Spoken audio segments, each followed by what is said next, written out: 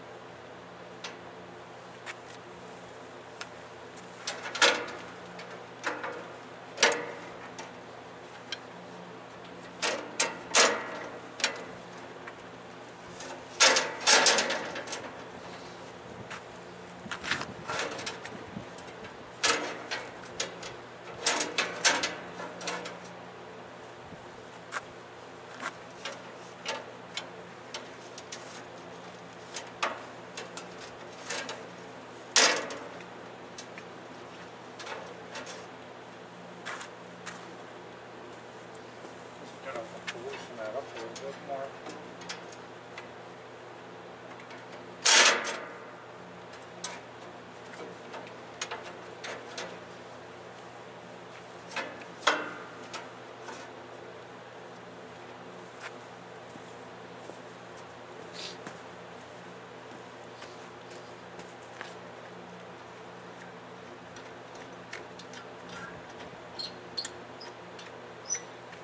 If you turn the little star nut that's in the back there, brings this wheel in this direction, make it a little bit easier to get the blade on instead of trying to fight it.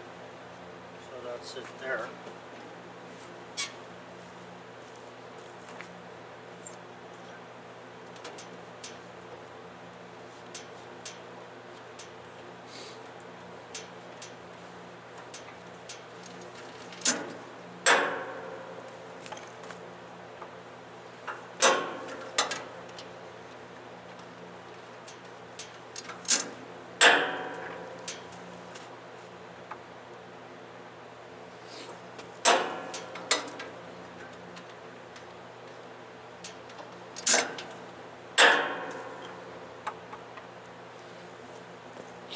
Okay, so that tension should be good.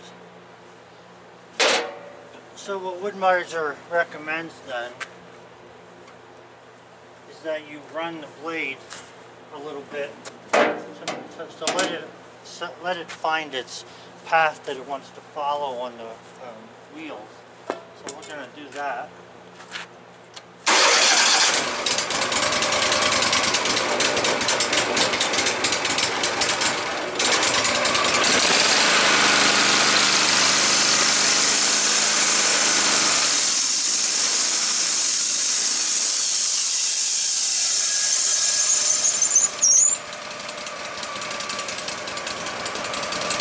Like I say now, this blade was hand sharpened.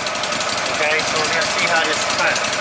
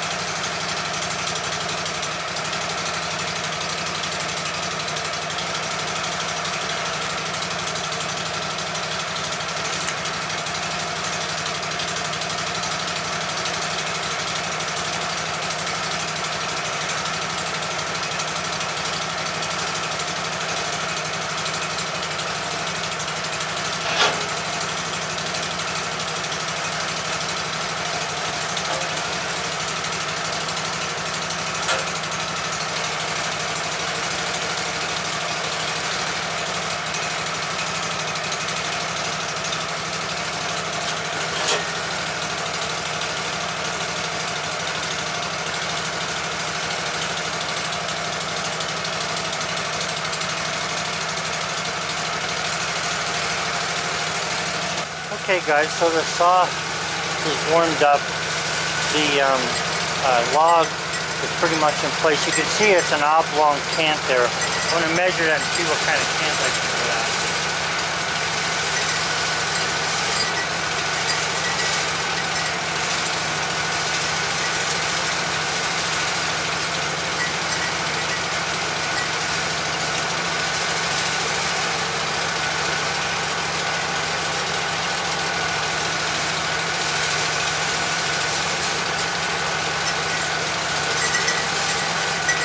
A little bit of luck, this should be an 11 by 12 inch cant. So that sounds good. Problem with this log has got a little bit of imperfection in it. I'm not sure how good it's going to be inside. There's a great big knot on the one side here from a branch. So.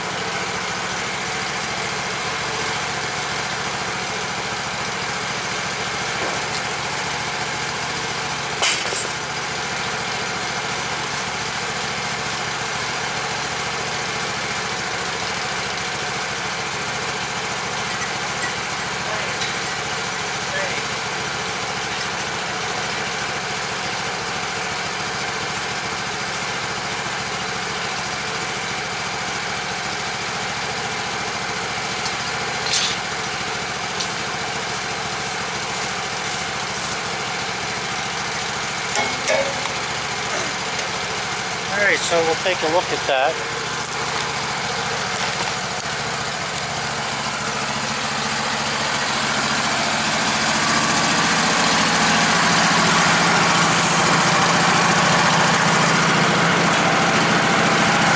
Now if you look at that, you can see where there's light under there and the blade rises up. Okay?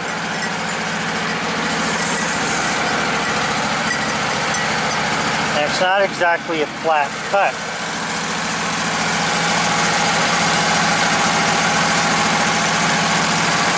But it's still not that bad. It's not more than a 16th. You've got a lot of sun coming through from that side. But this end here, again, it's starting low, about 1/4 of an inch low there maybe, and then it seems to be riding up, and then it basically maintains that ride all the way through. Now, when you look in the Woodmizer book, here's what they say the problem is with that. Number one is that the log is moving. Okay, the log is either bowing up or down. I don't think that that's the case on the very first cut, but you never know, it could be. The other thing is the set on the saw.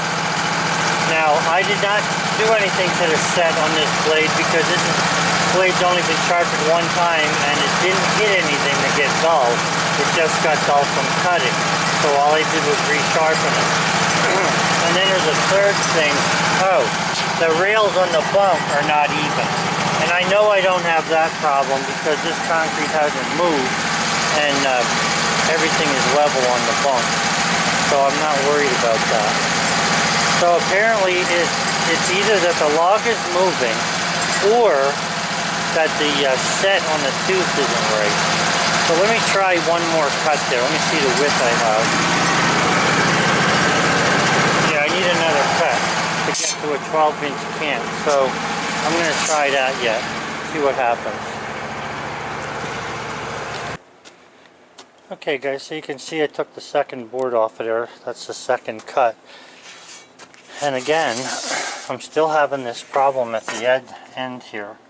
Now it's pretty pronounced. That's about 3/8 of an inch there that I'm up off that log. So what I'm going to do is I'm going to take this hand sharpened blade and put the new blade back on and see what it does. Okay, so this is a new blade, or the newer blade I should say. And you can see it still does the same thing, rises up slightly, but you're talking about about 1/8 of an inch at the end. The thing is the rest of the cut then is pretty nice. A little bit of light here and there, but not, you know, this is a nice cut here. So apparently that new way that I was sharpening the blades, and what I did was instead of hand filing it, which I think I can get closer with a hand file, I was actually using a grinder, a little bit of a grindstone.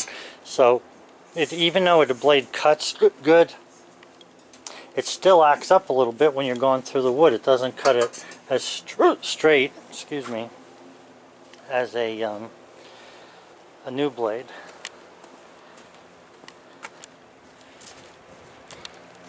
I'll set you here and you can watch some of the blade action there a little bit.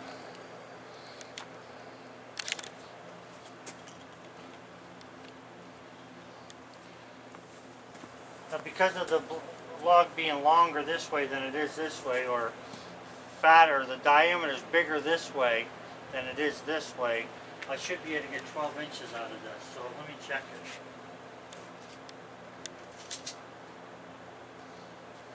I think I got to go one more cut to get 12. I'm at 11 inches there.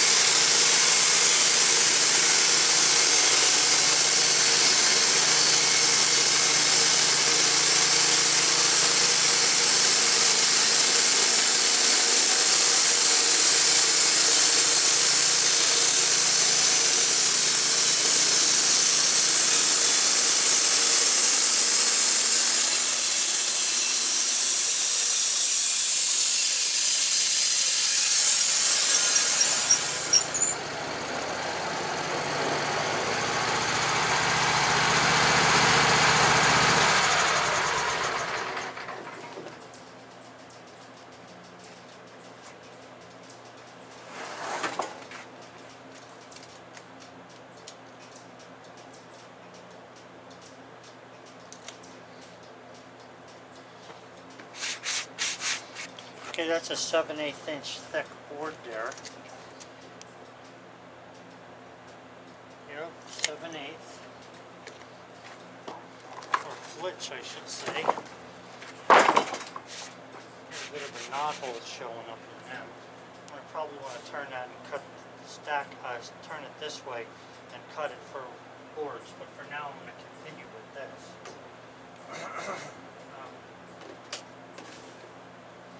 See what the straight edge says.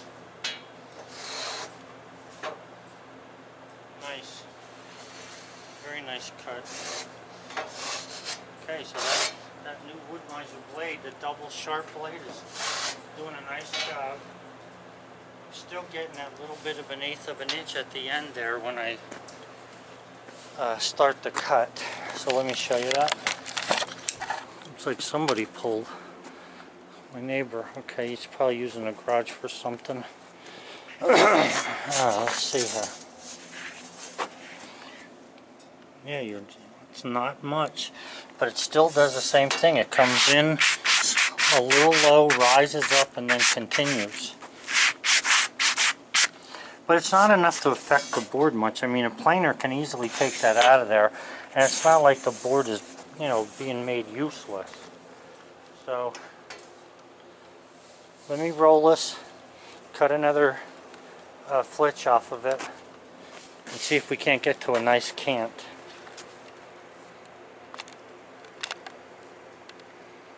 go. So I'm going to roll that now. Okay, so I rotated that log one click, and we're going to go ahead and take that bark off of there. Let me just check this measurement here.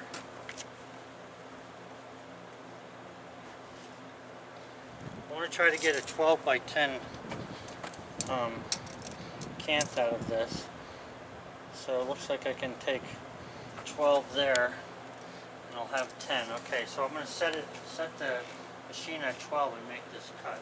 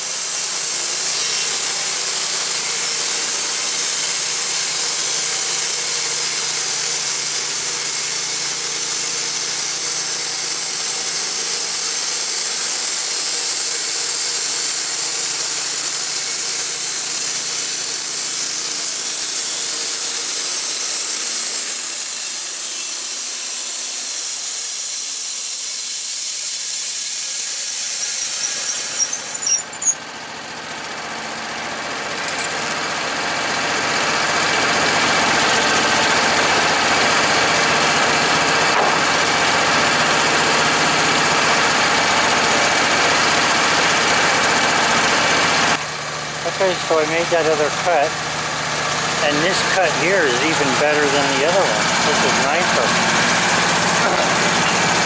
You look over there, you're looking at a 1/16 of an inch maybe of rise, or I don't know what to call that, maybe an undercut. The rest of that log is beautiful, and then right to the end it's straight. So, you know, this tells me that there's nothing wrong with the Woodmizer adjustment. But that little bit of a thing there in the beginning, the ironic thing here is you would think that as you widen the two bearings that support the blade, you would think that the blade would maybe tend to go up in the air a little bit. But it didn't. It actually came down because the cut's even nicer than it was before. That's weird. So the Woodmizer's defying logic a little bit here. Okay, so I rotated this thing, and I want to cut some 4x4s out of it. So I've cut the first 4-inch cut there, and just want you to see that on the side there's that great big knot. So that knot's not in my first board here. I might be able to get a 1-inch board out of there before I'm in the knot again. So I need the spindles, the torch posts to be around 3 foot long or so. I'd rather have 4-footers attach them to the side of the wraparound on the torch, and I don't know if I can get them out of that. I'll see. I don't know how far down that branch goes into the wood. That's the problem. But anyway, the 4x4s that I'm going to get out of this are going to look pretty good. This 4-inch cant is probably as heavy as I'll get out. Okay, YouTube, well, I'm done cutting that board up, and what I did was I managed to get some nice 4x4s out of here. There's 2 here, 8-footers. There's 2 up there, and there's also some 2x4s up there. So I'm going to dry that stuff, and then when I'm ready to build my deck, come spring or summer, whenever it gets here, then these should be dry enough for me to use. So I'm going to use this red oak. If I dry it pretty good and then take it out of the kiln and put some preservative on it right away, it'll suck that stuff in pretty good. So that'll be the next couple months kind of work. Hey YouTube, I don't know if I mentioned this before, but I just want to show you a little something with these adapters that come for the dogs. Now I know that I already said that these adapters here are made to, you put them on this Acme nut, and you can use them as they are to put to grab a hold of the log or whatever you want. You can use just the Acme nut as it is. But here's the one thing that's sometimes it's a little hard to work with. So here's the thing I wanted to show you. If, like let's say that the nut, the Acme bolt there, is screwed into this brace or bracket, and you slide this on. If this is against the bracket like that, okay, if that's against the bracket and you put it against this piece of wood, and now I only have this little 2x2 here, but it could be a you know, full-size cant, a 1x anything. If you put this aluminum piece on here, this adapter, and it's against the bracket, when you tighten this up, it'll tighten, and you can see it's coming away from the adapter there. The problem with it is sometimes when you have a heavier piece, now this is only a piece of 2x2, so it's easy to pick up, but because the wood shifts a little bit as you're cutting it and stuff, when you go to take this off of here, off the last board, or even if you're turning the cant, if you're rotating the cant for, you know, bending reasons or something, if there's a little bit of tension on there, you can't really get this off because it's screwed out as far as I can get it. You can see the aluminum's against there, and I can't push this out of here. So I sort of got to pick up on that, and it's real awkward on how you get that out of there. So the best thing to do is try to get in the habit of every time you use this, before you put it against the wood, bring it out about a half of an inch or so, like this. That way there, when you put it against the wood and you tighten up on it, okay, you can see I'm pushing on this wood pretty good. When you tighten up on it, no matter how tight you make that, and if the board flexes a little, you can still take this and loosen it up enough that you can actually push this away from here. Otherwise, what happens is if this is tight against there when you put it against the wood, if this is tight against the pipe here when you put it against the wood, you really can't pull this back out of here anymore without sort of pulling this to the side and pulling it out of the piece. And then what happens is you end up tearing a piece of wood out of the corner of your board. So whenever you're using either one of these, try and get in the habit of put it on, bring it out at least a half of an inch, okay? More if possible. A half an inch works about best because it gives you something left here on the Acme thread to tighten. But that actually works pretty nice. And then when you tighten that up, like I say, you can tighten it, and then you can also loosen it enough to be able to pull that away from the board so you can move the dog. It's just a little tip I learned, you know. And also, you know, try and remember to always push your dog things down, no matter where you're at. If they're sticking up in the air, the saw blades can hit them. And from what I can tell here with these saw blades, after all this testing that I've been doing, the best thing you can do is not hit anything with the new saw blade. It'll last the longest if it doesn't hit anything. So that means debarking if you have a debarker, or at least brushing it and cleaning it. Some guys use a power washer, it depends on how you've drug it in, whatever. Cleaning the log good. If you have a metal detector, and sooner or later you're going to have one if you're going to be serious about this, you know, do a little metal detection and make sure that there's no metal in the board. And if you do that stuff, and if you don't hit any of the dogs and stuff, because you know sometimes you have this up and you don't see it on the other side because you're on that side working, next thing you know you hit it. I mean, I've hit this one right here. So the best thing to do is to follow all those things that you're supposed to follow, not hit anything with the blade, and the blade will last you a lot longer than if you nick even the smallest, slightest thing. So that's just a little tip for, you know, guys who have one of the LT15s here like this. Still like the mill though, guys.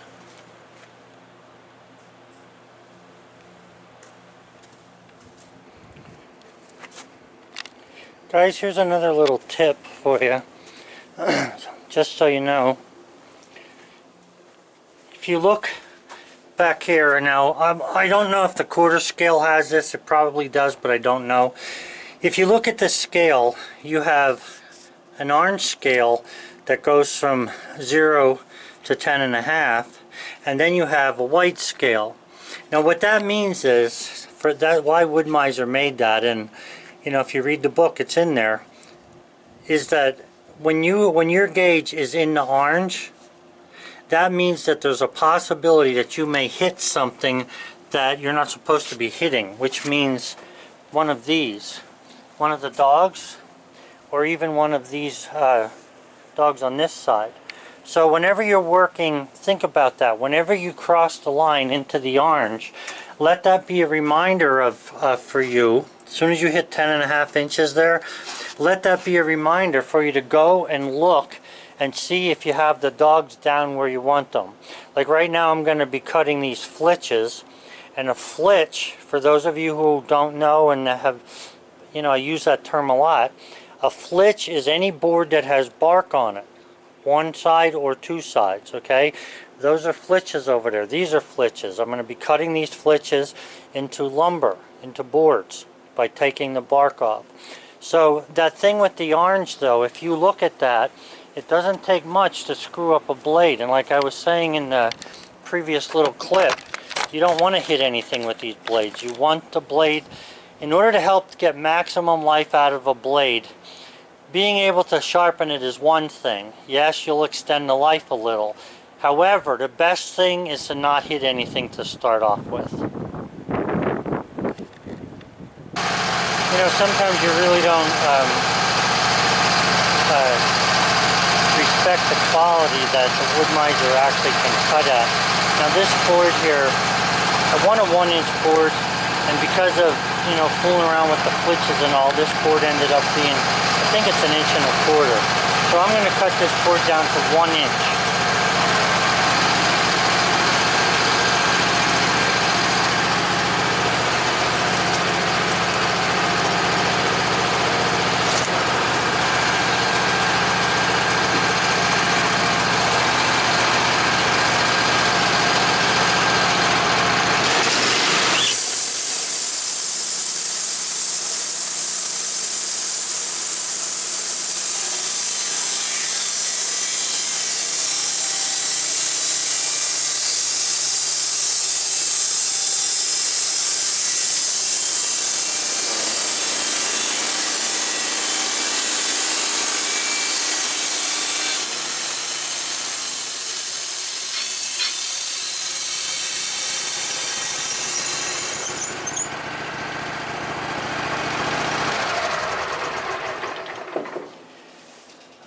Now when you go to make cuts like that, some of the things that you want to do, if you notice up here, I think that board is 9 feet long.